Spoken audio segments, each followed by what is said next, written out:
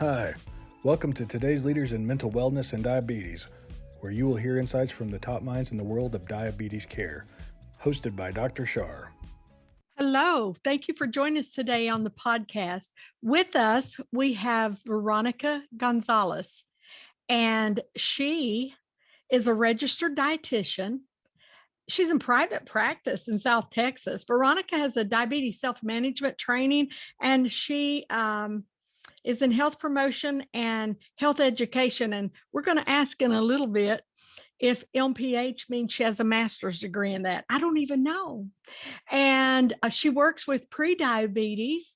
She is pump certified. Oh my goodness. And one of the most interesting things I read, her thesis in school was about childhood obesity. So Veronica, welcome. And thank you for joining us today. No, thank you.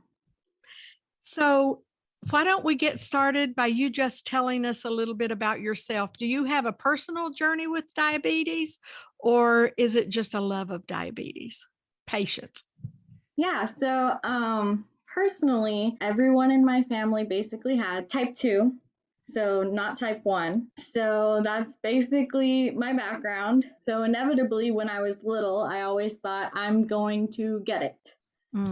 So it was just when is it going to happen? So that's kind of where diabetes kind of just came into the picture. Oh, well, how did you never did get it, or I'm assuming no. So No. you developed an interest out of self-preservation, maybe. I did. Yeah. And then actually, how did you choose that as your profession? Did that help you get into nutrition? Well, so when I was younger, I was actually diagnosed with PCOS, polycystic ovarian syndrome. Mm-hmm. And so there are high rates related to type 2 diabetes. Yes. And I was actually going to a pediatric endocrinologist when I was younger. And so I was exposed to endocrinology at a very young age. Mm-hmm. And so I really wanted to be an endocrinologist at a very young age. So when I started going to school, I thought, okay, pre-med. I soon realized that's not what I wanted to do. I wanted to be in preventative care. And I took my first nutrition class, and that was it. I was sold. Awesome. And is it MPH? Is that a master's degree? Yes, it's actually a master's in public health. Okay, so you're from childhood up, your interest has been in good health. Yes. It's not been about the illness. I'm detecting, I'm hoping. I hear, you got to look at this face and know there's age with me, but I hear in this young, so I say it with great respect, this young face, a desire for health. And when you say public, meaning others' health as well as mine, self-preservation for me and helping others. Oh my goodness, that is so huge. I would hug you right now, but we can't hug on Zoom. And with COVID, maybe we shouldn't, but that is amazing. That is amazing.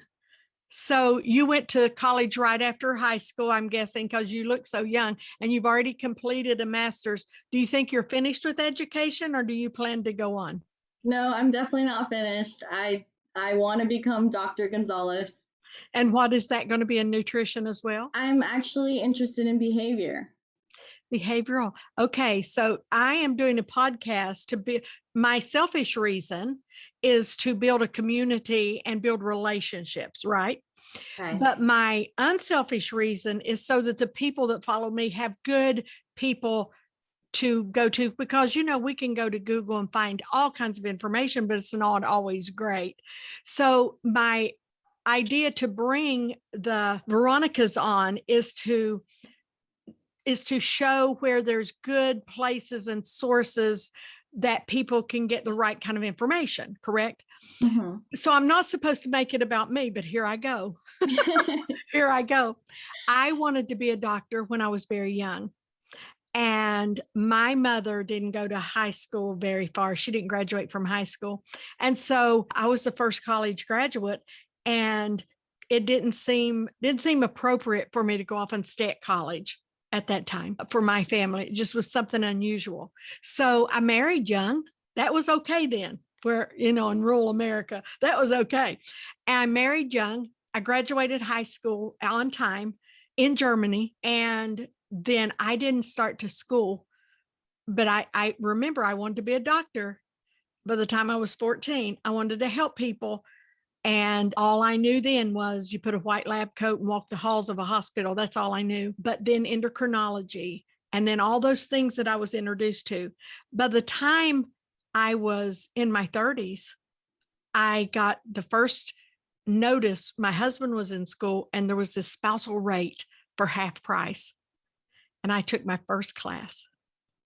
I was 20 years finishing, but I never stopped going. I raised a son. I was a wife, and I worked, and but I was 20 years completing my doctorate.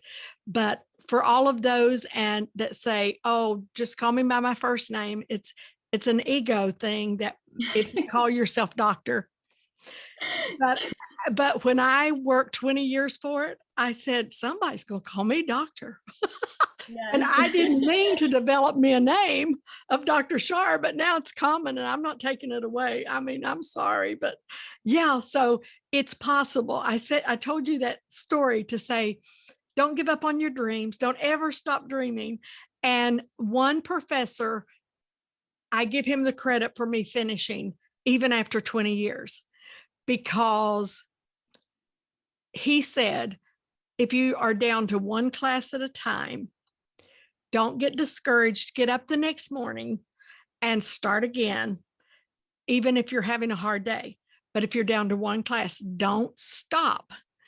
And one day you'll finish. Well, 20 years later, I finished. So you keep it up, girl. When is your anticipation of being Dr. Veronica? I have no idea. I just know whether it's, during hopefully family or not, it's going to happen. That's awesome.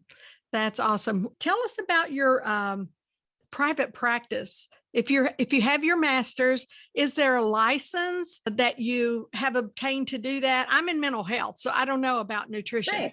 But what has the master's done? A certification? What is it that you have that people that want to reach out to you can know your qualifications? Right. So I'm a registered dietitian. So I had to complete 4 years of undergraduate study, and then I had to go on to doing 1,200 or 1,300 practice hours. Mm-hmm. And within those practice hours, I also completed a master's. So it was like a dual program. So I did those at the same time. Wow. And and at the same time, I could have just gone the route of taking a class and completing the master's, but instead I decided to do a thesis because I wanted to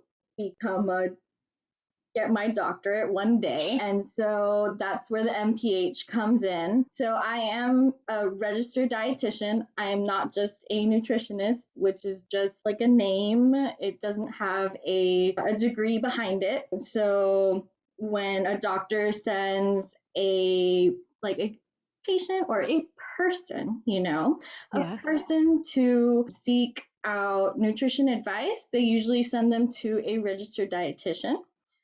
And insurance covers a registered dietitian. Right. So luckily for me, when I was back in a clinic, I was able to take, insurance, and I was able to teach diabetes self-management training. And that's where I was pump trained.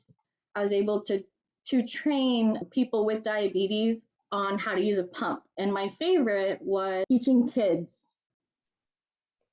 Well, the teaching kids is what drew me to your thesis. I'll never forget my dissertation. If I'd ever quit school, it would have been during that dissertation process. And I did it about my love because of diabetes. And oh God, it was the hardest thing I ever did. It made me be glad school was over. I liked school until then. I'm glad it was over. But what I liked about your thesis was it was childhood obesity. So tell me what got you there and what resulted from that thesis. Yeah, so that thesis it started off as me sitting in my master's course, listening to one of these presenters at a children nutrition research center down the street in Texas Medical Center in Houston.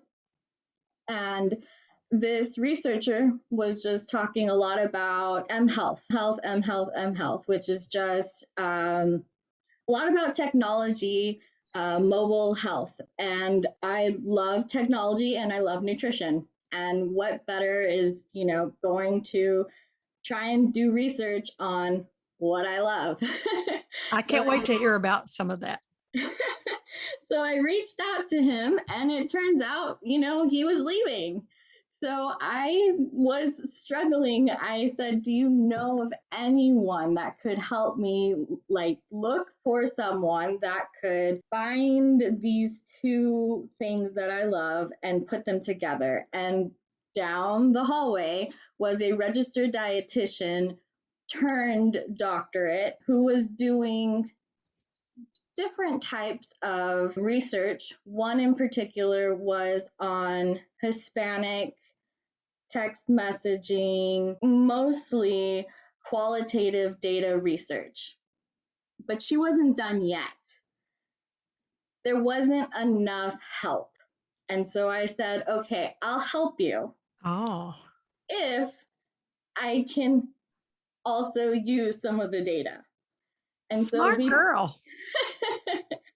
And so between, going to the hospital, doing my rounds as a registered dietitian, classes, and helping get the qualitative data, I was able to use some of that data for my thesis. Awesome. And do you use that today in any way in your private practice with children? And how do you address, I guess the most interesting thing, how do you simply address a child who you don't want to draw attention to it, and yet you want to help that child because it's recognizably, it's easy to note they need help, but how do you help them without it being a negative? Right. So my thesis was a little different than what I was doing in the clinic setting. My thesis focused more on, would parents be open to getting help via text messaging? And so that kind of thought process in the Hispanic culture was different than coming into the clinic and actually putting that to use. One was technology based, one was them sitting right in front of you. Where I'm located is in South Texas. And in South Texas, our Hispanic population is huge. I myself, Hispanic, so sitting down face to face with a child type 1 or type 2 or pre-diabetes is very different than, reading off of a book or reading, whether it's diabetes or behavioral health, and then sitting with the child and the parent.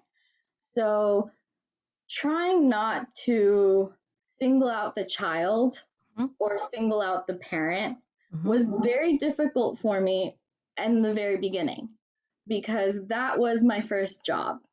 That was not my second job. I was thrown into there. So I like to think that I'm kind of intuitive. So I want to think that I caught on pretty quickly, but I did learn that there was a lot of struggles in the beginning.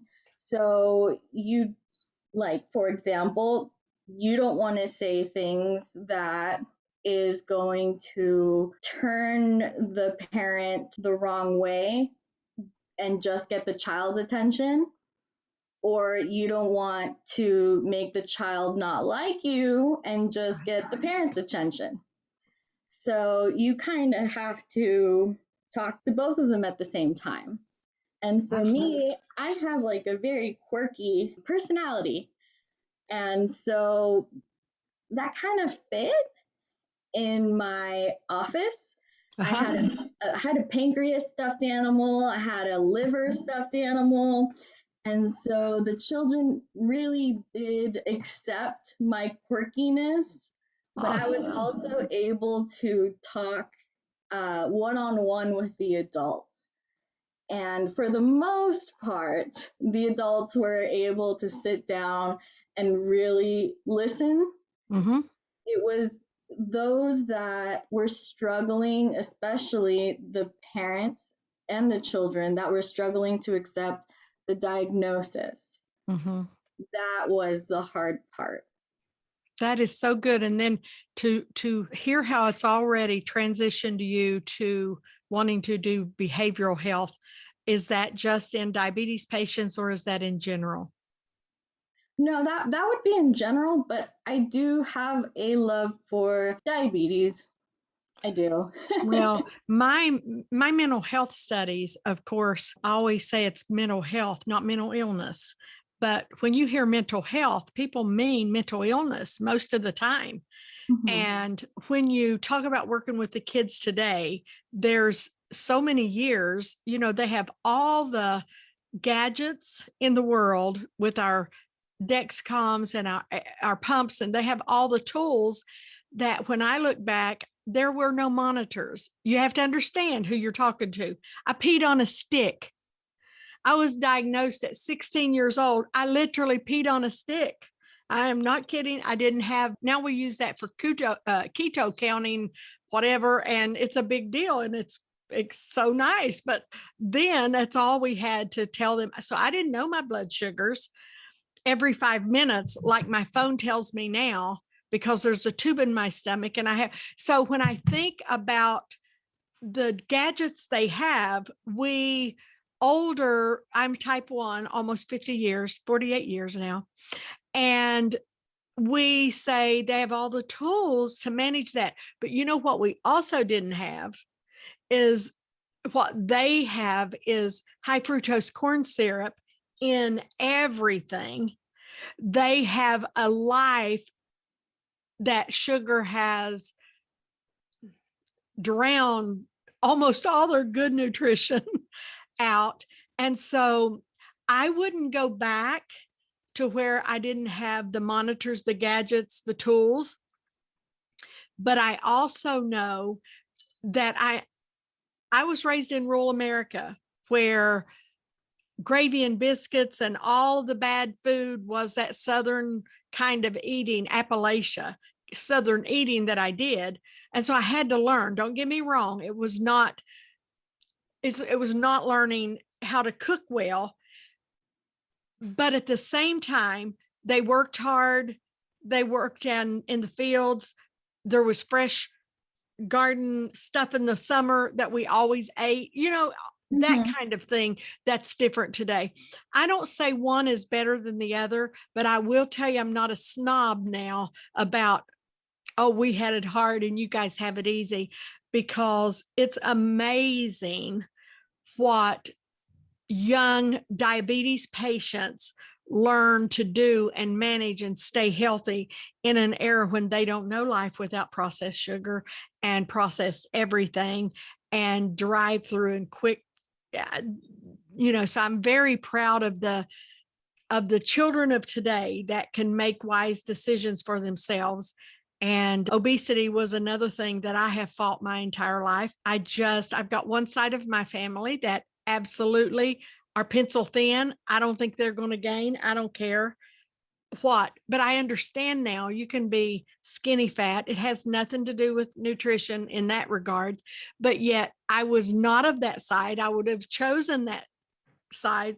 So I've had to watch my whole life, and I've not done the most perfect job. She said as she pushed in her cheeks. But I have found a healthy path that I'm on, and I've quit falling off the wagon, and I've just stopped Well, at this age, my feet are good. My heart is good. I walked 3 miles this morning. I'm drinking 70 ounces of water today. We always have today, no matter where we are on the journey, correct? That's correct. So I wanted to add that piece of the other side of the children. But when we segue now into behavioral health, what would you like to tell us, just so people are interested in, if they're in person in South Texas, Mhm. right? But if they're online, how can they find you, and what will you, what help are you to in behavioral health to someone? So right now I am transitioning into private practice. So I do not have my private practice Oh, set I up yet. see. Oh, Yes. okay. Okay. But I am credentialed. So as of right now, I don't take insurance, but technically, because I am credentialed, I do have my NPI. I could basically see someone today, tomorrow. Private pay. Yes. Sure. I am on LinkedIn. That's how you found me, right? Uh-huh. Uh-huh. Uh-huh. Or I found you and then you found me. Well, we found And each other. That's what's important. yes. What remind me of your title or whatever that's called to get us on LinkedIn. I don't know. I have a team does that for me. I don't know how. Yeah. So my full name is Veronica Gonzalez, MPH, RDN, LD. But I also have a Instagram, nutritionally underscore yours underscore 956 underscore RD.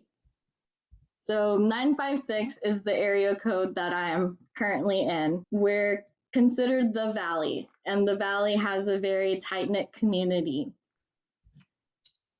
So that's kind of the area that I'm serving right now. I'm planning to, expand because I do realize that it's not just here. People need help all over the world, right? And that's another good thing for technology. But I have to ask, do you do TikTok? I actually have never downloaded it. Well, just look at this face.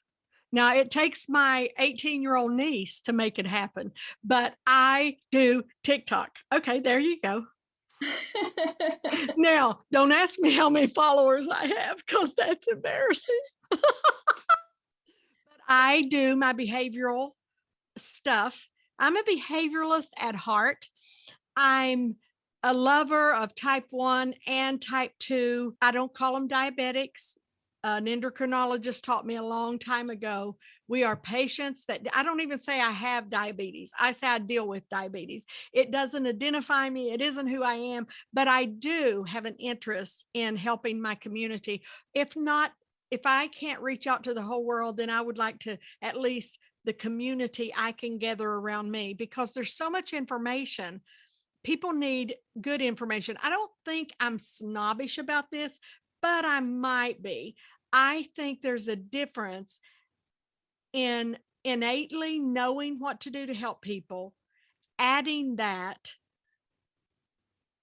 to qualifications. Mm-hmm. And I don't think I'm snobbish about that. I think anybody can help and do what they want to do. But if I'm going to connect people to other people, I want to know they have everything they need, everything in their toolbox to help. And so that's kind of, just because I'm qualified, just because I've gone out and got all the licensure and the certifications, doesn't mean that I'm good. But if I'm good and I have that, then that's the person I want to reach out to. My endocrinologist happens to be a type 1, but he could help me if he wasn't. But I love that he knows exactly what I'm going through as well. So I appreciate your candidness and your love for children, but I'm a little interested and over the top that you're into behavioral health, because as you and I know, especially in the diabetes world, it all comes down to our choices. Yes. And I'm the boss of my emotions. They're great followers, but they're not very good leaders. And I get to be the boss of them. And so it comes down to behaviorals. And I have a unique path of my own that talks about it. And as I'm sure you're developing for yourself. But what is something that you tell as we close this up? What is something that you tell everyone, or if someone comes to you, it's not really advice, but something that you would like to help everyone with, should they listen? What's something that you would tell somebody today? Like, let me share with you. The Sure. last endocrinologist I talked to on a podcast, I asked that same question. He said, drink 70 ounces of water a day and research high fructose corn syrup. Well, I loved both of those. I drink water every day, but I went and purchased me something that guarantees I'm going to get 70 ounces so that I know I'm going to do that. What's something you could encourage someone to do that might seem simple or easy, at least doable? What's something you would offer? So for all of my patients or people that I just see, I always make sure to tell them, know what's going on in your body. Know what's going on in your body. You know, if you have diabetes, what is it that's going on? You just can't walk around not knowing that. And how are you feeling? I think it's important, mental health wise, to know, how are you feeling? Do you need help? Are you good? Yeah, denial doesn't work with this disease. No. And knowing how you feel is the first step to being the boss of your emotions. But the one thing you said, knowing your body, and the one thing you said about, what was the second one? There was one that I didn't mention just there. You know your body. What's the other one? How are you feeling? Okay, there was another one. Do you remember? What's going on in your body? What's going on in your body? Thank you. I didn't say my memory was great, but what's going on is that denial piece, that we're not living in an age where we can't know easily. Mm-mm. I'm not saying everybody has to have it on their iPhone, but I don't have to have a low at 3:00 in the morning either that I'm not notified of. So there's really, this is my hardcore point today, and I'll say it with a smile. There's no reason not to know today what's Right. going on with us and any dis-ease in our bodies. Thank you so much for joining me today. I hope you've enjoyed it. I've loved it. Oh, I loved it too.